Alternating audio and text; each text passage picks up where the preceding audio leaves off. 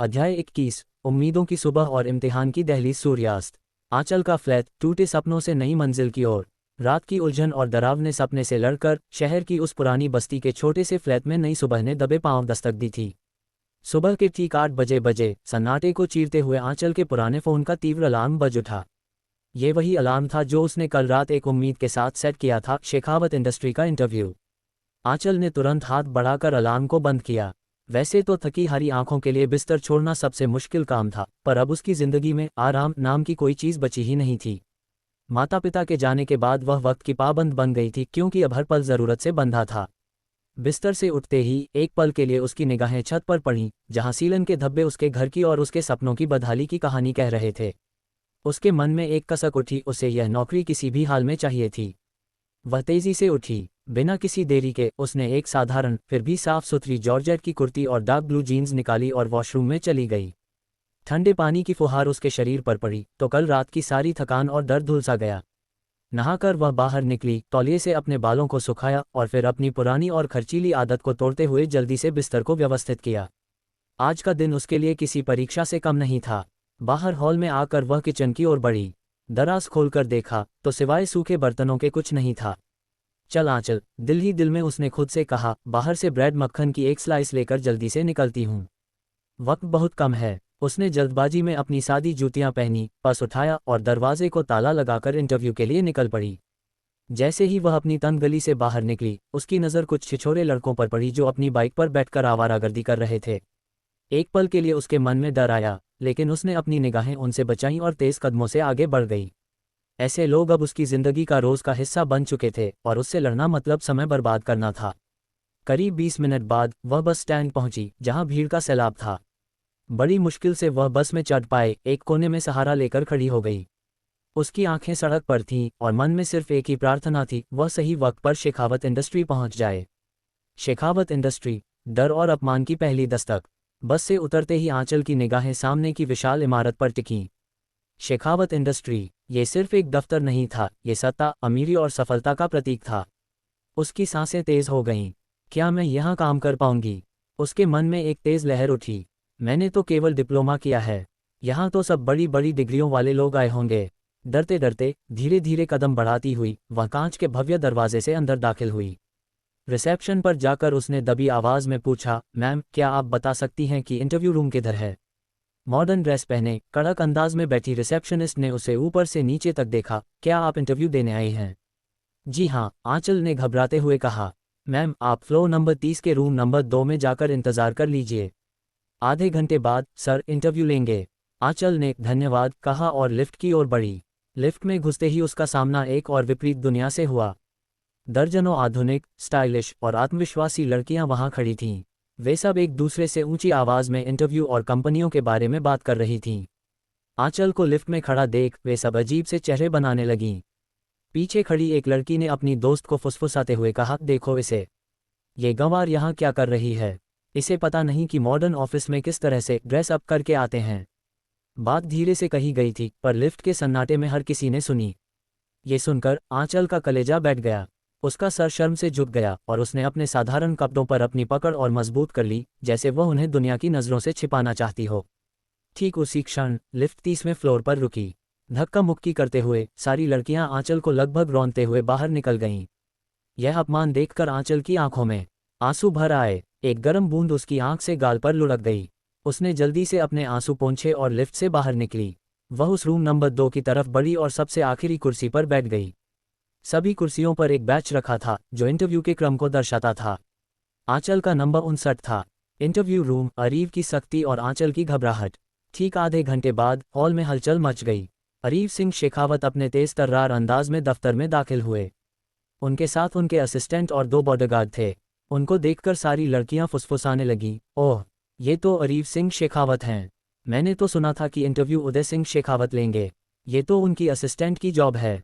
दूसरी ने तुरंत जोड़ा, अब तो मुझे नहीं लगता कि किसी लड़की को नौकरी मिल पाएगी। अरीव सर बहुत सख्त हैं। अरीव ने अपने असिस्टेंट को संकेत दिया, एक एक करके उम्मीदवारों को अंदर भेजो। पहला उम्मीदवार अंदर गया और केवल 2 मिनट में वापस आ गया। उसकी आंखों में नाकामी के आंसू थे। यही हाल बाकी उम्मीदवारों का रहा। लड़कियां रोती हुई बाहर आ रही थीं और यह सब देखकर आंचल का डर बढ़ता जा रहा था। धीरे धीरे समय बीता। उसके बैच नंबर 59 की बारी आ गई। कांपते कदमों से आंचल इंटरव्यू रूम के अंदर दाखिल हुई। अंदर का माहौल गंभीर था। गुड मॉर्निंग सर, उसने डर और घबराहट से भरी आवाज में कहा। अरीव ने उसकी तरफ देखा। वह पहली लड़की थी जिसकी आवाज में उत्साह कम, घबराहट ज्यादा थी। उन्होंने उसे बैठने का इशारा किया। आंचल डरते डरते सीट पर बैठ गई। अरीव ने अपनी गहरी आवाज में सवाल किया, आपकी क्वालिफिकेशन सिर्फ डिप्लोमा है? तो आप बताए, मैं आपको अपने भाई के असिस्टेंट के तौर पर क्यों रखूं? आंचल ने एक गहरी सांस ली और अपने अंदर साहस जुटाकर जवाब दिया, सर, मैं जानती हूं कि मेरी योग्यता ज्यादा नहीं है, पर मैं एक बहुत हार्ड वर्किंग लड़की हूं और मैं पूरी कोशिश करूंगी कि मैं ये काम अच्छी तरह से करूं। उसने अपने हाथों को भींचते हुए आगे कहा, सर, आप मुझे एक बार यह काम करने दें। मैं यह नहीं कहती कि मुझसे गलतियां नहीं होंगी, मुझसे होंगी, क्योंकि मैं इतनी ज्यादा अनुभवी नहीं हूं। पर मैं जरूर कोशिश करूंगी कि मैं गलती न करूं। आंचल की ईमानदारी और उसकी आवाज में छिपी मजबूरी को सुनकर अरीव के चेहरे पर एक हल्की सी मुस्कान आई जो किसी को दिखाई नहीं दी। उन्होंने अगला सवाल किया, आपकी उम्र? 20 साल, आंचल ने तुरंत जवाब दिया। अरीव ने फाइल को बंद करते हुए कहा, ठीक है, आप कल से काम पर आ जाएगा। आंचल चौंक गई। मेरा असिस्टेंट आपको सारी बातें समझा देगा, अरीव ने थोड़ा शांत होते हुए कहा। मैं देखना चाहता हूं कि आप किस तरह से इस काम को संभालती हैं, और मुझे लगता है कि आप पहली बार इंटरव्यू देने आए हैं। इंटरव्यू देना सीख जाए। आप बहुत घबरा रही थीं। अब आप जा सकती हैं। आंचल कुछ कह नहीं पाए, उसके चेहरे पर अविश्वास के साथ खुशी झलक रही थी। वह चुपचाप उठी और बाहर आकर टेबल पर बैठ गई। कुछ देर बाद अरीव का असिस्टेंट बाहर आया। मिस आंचल, उसने मुस्कुराते हुए कहा, आप कल से जॉब पर आ सकती हैं। आपको सुबह 9:30 बजे ऑफिस आना होगा, क्योंकि सर 10 बजे आएंगे। आपकी सैलरी 50,000 प्रति माह होगी, साथ में इंसेंटिव भी होगा। आपको उदय सर का पर्सनल असिस्टेंट बनाया गया है। आपको उन्हें असिस्ट करना पड़ेगा। ये सुनकर आंचल के चेहरे पर एक बड़ी, राहत भरी मुस्कान आ गई। आंखों में चमक के साथ उसने असिस्टेंट को दिल से धन्यवाद कहा। अब आप जा सकती हैं, असिस्टेंट ने कहा। आंचल खुशी से भरकर दफ्तर से बाहर निकल गई। कल का डर आज एक नई उम्मीद में बदल चुका था। उसकी जिंदगी का नया अध्याय शुरू हो चुका था। शेखावत इंडस्ट्री से कुछ दूरी पर रुद्राक्ष के एकांत फार्म हाउस पर सूरज की किरणें खिड़की से झांक रही थीं। मीरा जाग चुकी थी। वह नहाकर बिल्कुल साफ सुथरी लग रही थी, अपने शानदार आरामदायक बिस्तर पर बैठी थी, पर उसके लंबे, घने और गहरे काले बाल इस समय पूरी तरह से उलझकर चिड़िया का घोंसला बन चुके थे। हाथ में एक नई और अच्छी कंघी लिए वह बड़े संघर्ष के साथ उन्हें सुझाने की कोशिश कर रही थी। कंघी जैसे ही बालों में फंसती, मीरा का प्यारा सा मुंह बन जाता और वह खींचकर कंघी बाहर निकालती। वह कंघी को अपनी आंखों से घूर कर देखती थी, उसकी आंखों में हताशा साफ झलक रही थी। तभी कमरे का दरवाजा खुला और रुद्राक्ष अंदर आए। उनकी आवाज हमेशा की तरह शांत और गंभीर थी। बच्चा, खाने के लिए नीचे चलो, देर हो रही है। उनकी बात बीच में ही अटक गई जब उनकी नज़र मीरा पर पड़ी। वह किसी योद्धा की तरह अपने बालों से जूझ रही थी। रुद्राक्ष एक पल के लिए रुके, फिर हल्का सा मुस्कुराए, जो उन्होंने मीरा से छिपाया नहीं। वह उसके पास गए। यह क्या चल रहा है मीरा? उन्होंने प्यार से पूछा। ये तो बालों की नहीं, किसी अंतरिक्ष युद्ध की तैयारी लग रही है।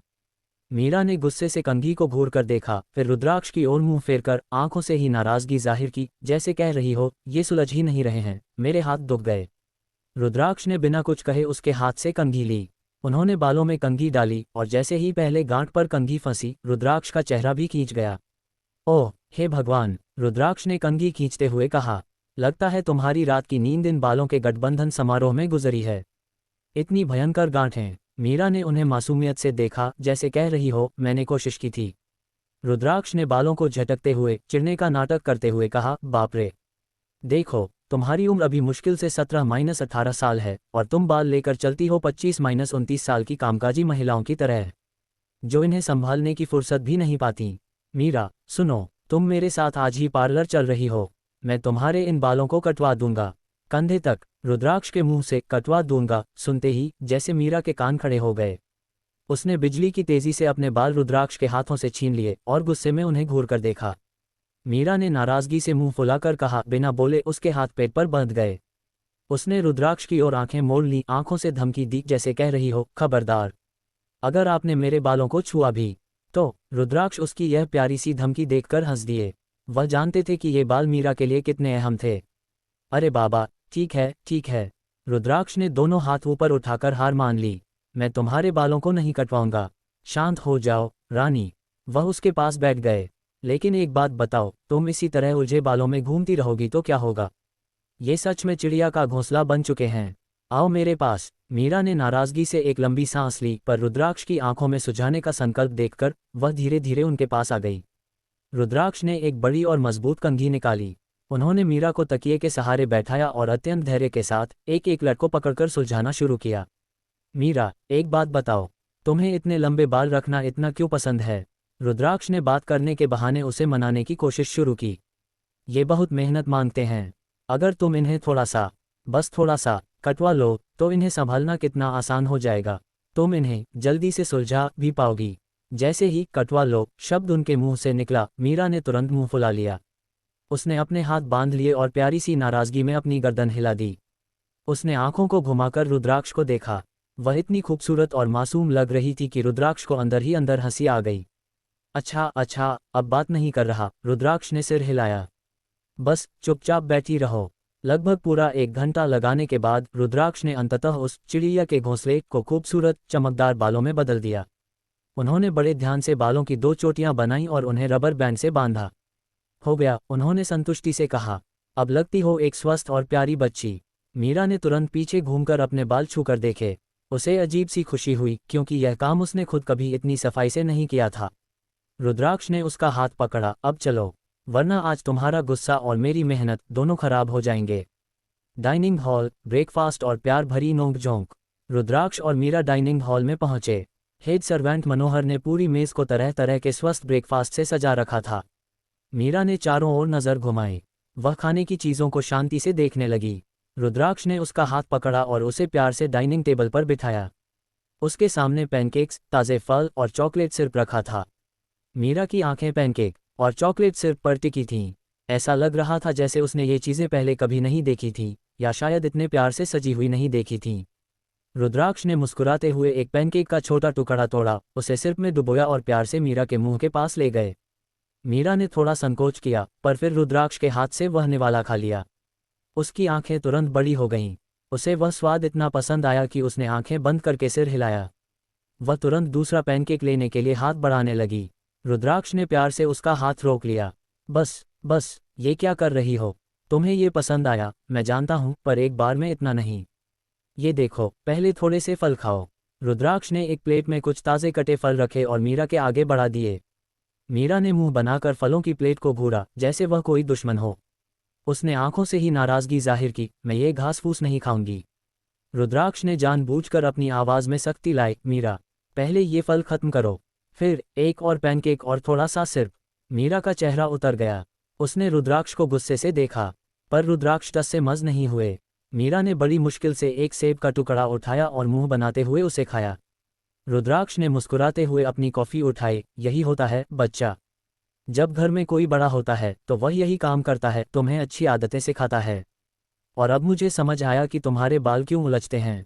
तुम सारा ध्यान खाने पर लगाती हो, बालों पर नहीं। मीरा ने फल खाते हुए जोर से अपनी गर्दन हिलाई, जैसे कह रही हो ऐसा कुछ नहीं है। अगली बार मैं खुद सुलझ जाऊंगी और आप मेरे बाल बिल्कुल नहीं छुएंगे। रुद्राक्ष ने कॉफ़ी का घूंट लिया और शांत होकर जवाब दिया, चलो वादा रहा। पर तब जब ये सच में सुलझ जाएं। मीरा ने अपनी नज़रें अपने फलों पर गड़ा लीं और गुस्से से उन्हें खत्म करने लगी। रुद्राक्ष ने उसे शांत भाव से देखा। वह जानते थे कि ये छोटी छोटी तकरारें ही उनके रिश्ते में प्यार और अपनापन घोल रही थीं। ब्रेकफास्ट करते हुए रुद्राक्ष के फ़ोन पर उसके असिस्टेंट का कॉल आया। रुद्राक्ष ने माथे पर बल डालते हुए कॉल रिसीव किया और जल्दी से कमरे से बाहर निकल गए ताकि मीरा को आवाज़ न आए। वह धीरे से बोले, हाँ क्या हाल है? सुनो, मेरी डील्स। हाँ, डील से संबंधित बात करनी है। मुझे लगा था कि कल तक ये मामला सुलझ जाएगा। जल्दी करो, मुझे आज ही बाहर निकलना होगा। मीरा को फल खत्म करते देख रुद्राक्ष वापस आए और धीरे से कहा, मीरा, मुझे कुछ ज़रूरी काम से बाहर जाना है। मेरे बिजनेस की कोई ज़रूरी डील है। तुम यहीं रहना, ठीक है? मीरा ने अपनी प्यारी आंखों से उन्हें देखा। डर उसके चेहरे पर साफ आ गया था। रुद्राक्ष उसके चेहरे पर डर देखते हुए समझ चुका था कि उसे पुरानी बातें याद आ चुकी है। मेरा अपने चेहरे को नामे हिलाते हुए रुद्राक्ष को इशारों में मन कर रही थी कि वह उसे छोड़कर ना जाए। रुद्राक्ष से समझता है बच्चा, मैं कल तक वापस आ जाऊंगा और मेंशन में सर्वेंट लोग भी रहेंगे, डरने की कोई बात नहीं है। मेरा उसके हाथ पकड़ लेती है। फिर रुद्राक्ष सुविधा के हाथों को अच्छे तरीके से पकड़ के उसके पास बैठ जाता है और मीरा को एक फ़ोन देता है। मेरा बच्चा, ये फ़ोन तुम अपने पास रखो, जब तुम्हें मेरी याद आए तो मुझे कॉल कर लेना। अगर तुम्हें रात में सोने वक्त डर लगे तो तुम मुझे कॉल कर लेना, और मैं वहाँ जाकर रात में तुम्हें वीडियो कॉल करूँगा और तुम्हारे पास ही रहूँगा, और फिर मैं कल सुबह तक वापस आ जाऊँगा। ठीक है। मेरा अपने आंखों में आंसू लिए हुए अपना सर हमें हिलती है और उसका हाथ छोड़ देती है। रुद्राक्ष वीर के बालों पर हाथ फहराता है और उसके माथे पर किस करता है और कहता है कि बच्चा घबराओ मत, तुम तो मेरी ब्रेव बच्चा होना। कुछ देर तक रुद्राक्ष मीरा को सब चीज़ बताता है कि उसे कॉल कैसे करना है और उसे खाना कब खाना है, और अपने स्टाफ को हिदायत देकर जाता है कि मीरा को कोई प्रॉब्लम नहीं होनी चाहिए। अगर उसे कोई प्रॉब्लम हुई तो वह स्टाफ का आखिरी दिन होगा। दूसरी तरफ शेखावत विला। शाम ढल चुकी थी और अंधेरे में भी आरिफ की काली मर्सिडीज कार उसके शानदार महलनुमा घर के सामने एक रुबाब के साथ रुकी। जैसे ही वह कार से बाहर निकला, उसके दिल में एक हल्की सी घबराहट महसूस हुई। वह जानता था कि आज उसे घर आने में बहुत देर हो गई है। रात के 8 बज चुके थे और वह ये भी अच्छी तरह समझता था कि अब उसकी पत्नी सानवी उसे आसानी से छोड़ने वाली नहीं है। आजकल सानवी के मूड स्विंग्स, मिजाज का अचानक बदलना बहुत ज़्यादा बढ़ गए थे। 7 महीने की प्रेगनेंसी, गर्भावस्था के कारण छोटी छोटी बातों पर वह गुस्सा करने लगती थी। जब भी आरिफ उसे प्यार से समझाने की कोशिश करता कि इसमें उसकी कोई गलती नहीं है, तो वह फौरन रोने लगती और कहती, सारी गलती मेरी ही है, मुझे पता है, मैं अब अच्छी नहीं लगती। उसकी यह मासूम शिकायत आरिफ को भीतर से दुखी कर देती थी। आरिफ ने धीरे से, बिल्कुल दबे पांव, घर के हॉल में कदम रखा। हॉल में सन्नाटा था, कोई नहीं था। उसने अपना महंगा कोट सोफे पर रखा और मन में हल्की सी आशंका लिए किचन की तरफ बढ़ा। जैसे ही वह किचन के दरवाजे पर पहुंचा, उसने देखा कि उसका छोटा भाई रोहित और उसकी बीवी सानवी दोनों आराम से बैठकर उसी की बुराई कर रहे थे। रोहित, जो अपनी शरारतों से बाज नहीं आता था, सानवी को और भड़का रहा था। भाभी, देखा आपने, आजकल भैया को आपकी कोई कदर ही नहीं है। पहले तो वह हमेशा आपके पास रहते थे और जब से आप माँ बनने वाली हैं, वह आपके पास रुकते ही नहीं। अभी ही देख लीजिए, वह रोज शाम 4 से 5 बजे तक आ जाते हैं, पर आज तो हद हो गई। रात के 8 बज गए हैं और अभी तक नहीं आए। रोहित दिल ही दिल में बड़ा खुश हो रहा था। वह सोच रहा था, बचपन से भैया अपनी डरावनी आंखें दिखाकर हम सबको परेशान करते थे, अब भाभी आपको सताएंगी और मैं मजे लूंगा। उधर सानवी, जिसकी आंखों में नमी थी और आवाज में दर्द, बोली, हाँ अब मुझसे कौन प्यार करेगा, मैं जो मोटी और थकी हुई हो गई हूँ। तुम्हारे भैया को तो बाहर की खूबसूरत लड़कियां अच्छी लगती होंगी, उन्हें लगता होगा कि मैं कहाँ जाऊंगी उन्हें छोड़कर, इसीलिए वह मुझे अनदेखा कर रहे हैं। पर मैं भी कह देती हूँ, अगर उन्होंने ऐसा ही बार बार किया तो मैं उन्हें छोड़कर चली जाऊंगी। उसके शब्दों में धमकी कम और असुरक्षा ज्यादा थी।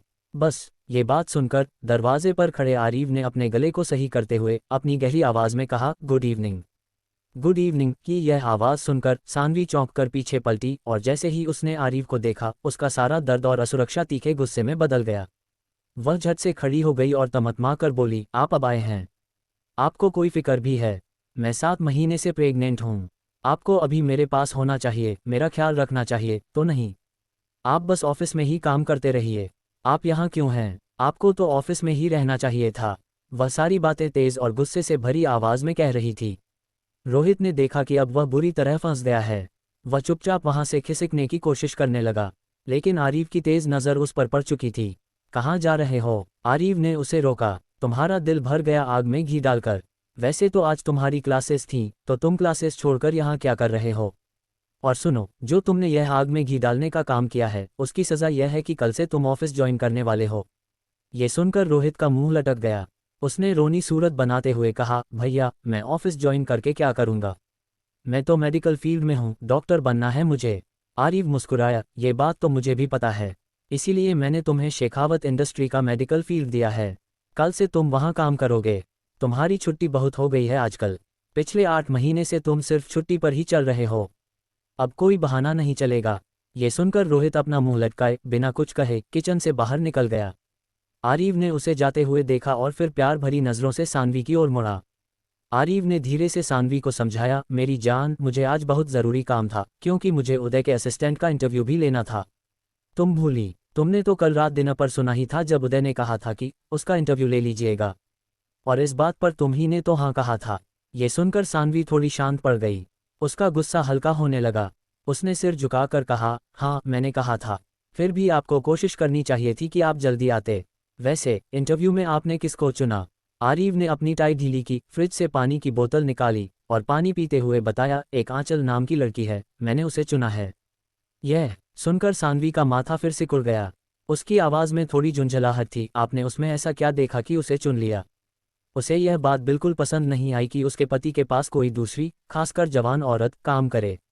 आरिव ने उसके चेहरे पर चिंता की लकीरें शिकन देखी तो एक प्यारी सी मुस्कान दी और छेड़ते हुए कहा, लग रहा है कि तुम उससे जल रही हो।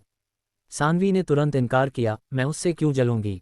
आरिव ने तब प्यार से आंचल के बारे में बताया, उसने अभी सिर्फ डिप्लोमा किया है और उसकी फैमिली में कोई नहीं है। और वह अभी बस 20 साल की एक मासूम सी प्यारी सी लड़की है। मैंने सीसीटीवी फुटेज में देखा कि जब वह लिफ्ट में चढ़ गई थी तो कुछ मॉडर्न लड़कियों ने उसे बहुत बुरा भला कहा और वह बेचारी चुपचाप सुनती रही। उसने पलटकर जवाब नहीं दिया।